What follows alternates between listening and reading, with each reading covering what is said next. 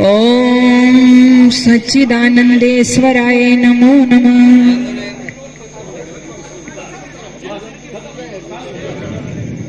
सभी के लिए मेरा हाथ जोड़कर नमस्ते जी। और थोड़ा सा हम शांति व्यवस्था कायम रखें, क्योंकि कोई भी आयोजन जो किया जाता है उसको गए और फूल चढ़ाए तस्वीर पर या कुछ भी, आपका ये सब भी शिष्टाचार के अनुसार आपका अनुशासन कैसा है उसके अंतर्गत भी आता है। तो मेरा आप सबसे निवेदन है कि कृपया शांति व्यवस्था बनाए रखें। परमपिता परमात्मा की असीम कृपा है कि आज हम सभी मिलकर के बहुत सुंदर आयोजन यहाँ से आयोजित कर रहे हैं। शांति और एकांत के क्षणों में बैठ करके जब हम विचार और चिंतन करते हैं तो हमें जीवन की धन्यता का बोध होता है। और जीवन की धन्यता का बोध इसलिए होता है कि हमने ऐसी भूमि पर जन्म लिया है कि ये भूमि कभी भी वीर विहीन नहीं रही है। उन वीरों के अंतर्गत हम बहुत सारे नाम ले सकते हैं। बहुत सारे वीर और वीरांगनाएं धर्म की रक्षा के लिए, संस्कृति, सभ्यता, सदाचार, अपने राष्ट्र की रक्षा के लिए प्राणों को आहूत कर गए। ऐसी ही एक मैं कहूँ हस्ती जिनका आज हम यहाँ से गुणगान कर रहे हैं, जिनका नाम ले रहे हैं, महाराजा सूरजमल। सज्जनों, मैं आपको ध्यान दिलाना चाहती हूँ कि कोई भी महापुरुष जिसकी हम पुण्यतिथि, जयंती मनाते हैं, जिनके नाम पर हम आयोजन करते हैं, उस सबको मनाने का लक्ष्य क्या होता है, हमारा उद्देश्य क्या होता है। तो हम जिन भी महापुरुषों को याद करते हैं, मैं आपसे फिर कहना चाह रही हूँ कि थोड़ा सा आप हृदय गम करें कि जो देश के लिए कुछ करके जाते हैं हमारे महापुरुष, इसलिए हम उनका नाम लेते हैं। जो कौम के लिए, जो धर्म के लिए, जो संस्कृति के लिए, ऐसा ही एक नाम महाराजा सूरजमल का है, जिनको आज तक हम याद करते हैं। यदि हम इनको याद करेंगे सही अर्थों में, तो उनका याद करना यही है कि इनके अंदर जो देशभक्ति का, जो कौम का, जो धर्म के प्रति, जो माता बहनों की सम्मान के प्रति जो टीस इनके अंदर थी, जिनकी खातिर इन्होंने अपना बलिदान कर दिया, तो सच्ची श्रद्धांजलि इनके लिए केवल फूल चढ़ाने से नहीं, जब तक आपके जो जितने व्यक्ति यहाँ पर बैठे हुए हैं, आपके हृदय के अंदर ये भाव नहीं आएंगे, तब तक इनकी श्रद्धांजलि मनाने का कोई अर्थ नहीं है। तो नीतिकार कहता है, परिवर्तनशील संसारे मृतः कुवा न जायते, सजा तो ये न जाते न याति वंश समंतम। इस परिवर्तनशील संसार में कौन नहीं मरता है, कौन नहीं जन्म लेता है, लेकिन सज्जनों, जन्म लेना उसी का सार्थक है जो अपनी कौम को, अपने राष्ट्र को आगे बढ़ाता है, उसका नाम ऊंचा करता है। ऐसी ही एक शख्सियत थी महाराजा सूरजमल, जिनका आज हम गुणगान कर रहे हैं। तो इनकी वीरता के जो किस्से और कहानियां हैं, ये इसलिए है कि हम अपने नौजवानों को, हम अपने छोटे छोटे बच्चों को सिखाएं ताकि वो इनसे प्रेरणा लें। केवल इसलिए नहीं है कि इनके नाम पर हम लड़ाई झगड़े करें, केवल इसलिए नहीं है कि इनको केवल एक दिन निश्चित करके फूल चढ़ाएं। हो सकता है आप मेरी बातों से सहमत हो या न हो, लेकिन सच्ची श्रद्धांजलि यही है कि इनकी जो वीरता के किस्से हैं अपने बच्चों में दीजिए, संस्कार डालिए उनको, ये अपनी संस्कृति के प्रति, सभ्यता के प्रति मरना मिटना सिखाइए। आज हम मनाते रहे अपने महापुरुषों की जयंतियां, हम जय घोष करते रहे, उनके नारे हम बोलते गए, लेकिन हमारे नौजवान, हमारी संतति इनसे बहुत पीछे रह गई। और आज 25 दिसंबर आप लोगों को पता है, आप यहाँ पर बैठे हो, लेकिन आपके नन्हे नन्हे नौलियाल क्या मना रहे हैं जी? मुझे कहने की जरूरत नहीं है, आप सभी लोग जानते हैं, हम महाराजा सूरजमल की जय बोल रहे हैं, लड़ रहे हैं, लेकिन आपके घरों में, आपके नौनिहाल सेंटा क्लॉज क्रिसमस डे मना रहे हैं। क्या ऐसे ही महाराजा सूरजमल की जय होगी? इसलिए आइए हमारे संस्कार, हमारी संस्कृति अपने बच्चों में डालिए, तभी इनकी जयंती पुण्यतिथि मनाना सार्थक है। आज हमारा तो ये हो गया। राम, मुझे चंद पंक्तियां याद आ रही हैं। राम और कृष्ण जी के देश में तो रहते हैं, नारे खूब लगाए लोगों ने, लड़ाइयां लड़ी, लेकिन अपने अंदर झांक करके नहीं देखा। राम और कृष्ण जी के देश में तो रहते हैं, किंतु हम प्रीत की ही रीत भूल बैठे हैं। जिन्हें अपना के हम बने थे जगत गुरु, ऐसे पद छंद और गीत भूल बैठे हैं। पाश्चात्य सभ्यता में ऐसे रंगे भारतीय, आचरण अपना पुनीत भूल बैठे हैं। अरे कैसे हो उजाला, कैसे हो उजाला, अंधकार है तुम्हारी दैन, क्योंकि हम अपना अतीत भूल बैठे हैं, क्योंकि हम अपना अतीत भूल बैठे हैं। आइए हमारा जो अतीत है हम उसको धारण करें, स्मरण करें, तभी ही कोई कौम, क्योंकि एक विदेशी विचारक ने लिखा है कि जो कौम, जो राष्ट्र, जो देश अपनी संस्कृति, अपनी सभ्यता, अपने महापुरुषों को भूल जाता है, वो उसी तरह से है जैसे एक जड़ विहीन वृक्ष।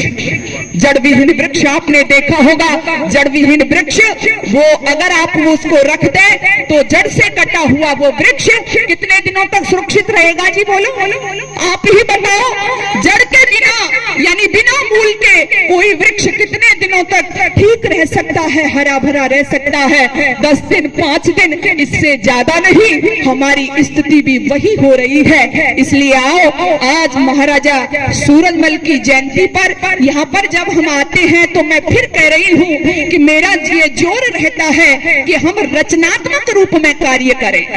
बहुत सारे महापुरुषों की जयंतियां मनाई जाती हैं, कोई भी कौम तभी आगे जाएगी तब हम उनके जो आचरण है उसका हम अनुसरण करें, और हम ही नहीं अपने बच्चों में उनकी ओज की, उनके शौर्य की, उनकी तेज की जो कहानियां हैं उनको सुनाएं। तो फिर सच्चे अर्थों में आप ये समझिए कि आपने महाराजा सूरजमल को जयंती दी है, और कौम भी तभी आगे बढ़ सकती है। इन्होंने एकता की मिसाल कायम की, इन्होंने संस्कृति को संभाला, इन्होंने धर्म को संभाला, लेकिन हम कहां जा रहे हैं? तो आइए मैं एक सूत्र रूप में एक बात कहना चाहती हूँ। निराश होने की जरूरत नहीं है, हमने आशा के भाव ही हमेशा सजोए हैं। हम आज फिर से आगे जा सकते हैं, हमारी शक्ति कहीं खंडित नहीं हुई है।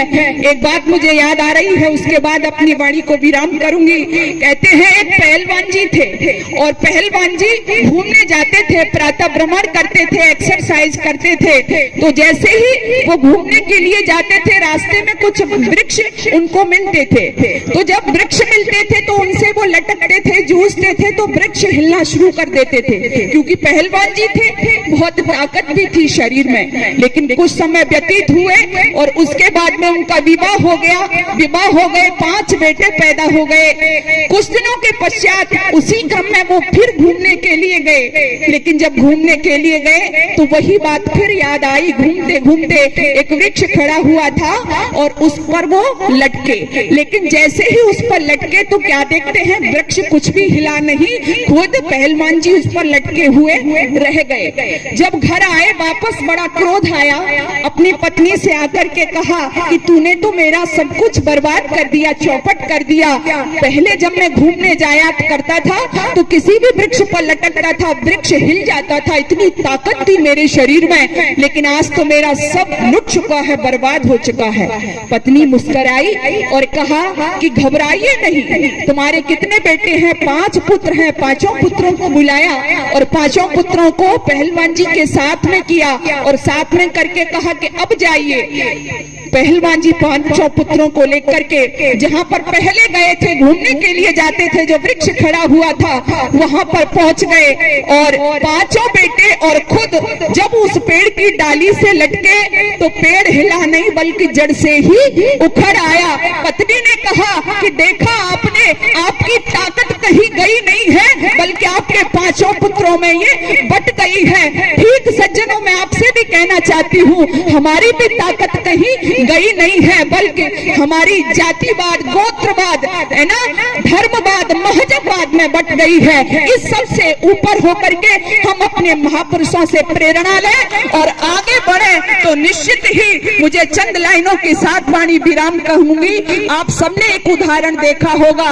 कविवर तेज सिंह ने लिखा है कि क्या वजह है दर्जी, क्या वजह है दर्जी कैंची से कपड़े को काटकर, क्या वजह है दर्जी कैंची से कपड़े को काटकर कैंची को हमेशा तले पांव के दबाता है। क्या वजह है दर्जी कैंची से कपड़े को काटकर कैंची को हमेशा तले पांव के दबाता है। उसी कटे हुए कपड़े को सुई से फिर सिलकर सुई को हमेशा अपने सर पे लगाता है। इसका मतलब यही है कि कैंची संगठन को दूर करे, सुई का कार्य हमें संगठन सिखाता है। जो कौम कैंची की तरह अपना संगठन घटाएगी वो कौम एक दिन पैरों से कुचली जाएगी, और जो कौम सुई की तरह अपना संगठन बढ़ाएगी, कहे तेज सिंह, वो कौम एक दिन सबके सर पे नजर आएगी। इसलिए आप समझ ही गए होंगे, विवाद से बचें, लड़ाई झगड़े से बचें। कोई भी आयोजन होता है उससे हम प्रेरणा लें, और हम ही नहीं अपने घर में अपने बच्चों को, अपनी संतति को वो सब सिखाएं, संस्कार दें। जब तक चरित्रवान नागरिक पैदा नहीं होंगे श्रेष्ठ समाज का निर्माण नहीं होगा। जब तक हम संस्कारित संतति इस दुनिया में नहीं लाएंगे, हमारा जो उद्देश्य है सबका उद्देश्य एक ही है, महान राष्ट्र हमारा बने, अच्छा समाज हमारा क्रिएट हो, तो तभी हम कर पाएंगे। मैं भी एक छोटा सा प्रयास इस दिशा में संस्कार जागृति मिशन के माध्यम से कर रही हूँ। आप सबका आशीर्वाद है, और भी मैं चाहूंगी आप जहाँ मेरा ये समझें कि इसके प्रति जहाँ भी कोई कार्य आप अपने बच्चों में, युवाओं में जो हमारी वैदिक संस्कृति है जो लोप हो रही है, हमारे संस्कार लोप हो रहे हैं, फिर से हम उनको अवगत कराएं तो एक श्रेष्ठ भारत, अच्छा भारत। और मैं तो कहूंगी आज जो महाराज सूरजमल की पुण्यतिथि के उपलक्ष्य में ये कार्यक्रम किया जा रहा है, बहुत बड़ा योद्धा, बहुत बड़ा नाम। हम चंद शब्दों में उनके बारे में कुछ कहना सूर्य को दीपक दिखाने के समान होगा। इसलिए बस मैं यही कहना चाहूंगी, इनसे प्रेरणा लेकर के स्वयं को और अपने परिवार को आगे बढ़ाएं, राष्ट्र का नाम ऊंचा करें। बहुत बहुत आप सभी का धन्यवाद। ओम शांति।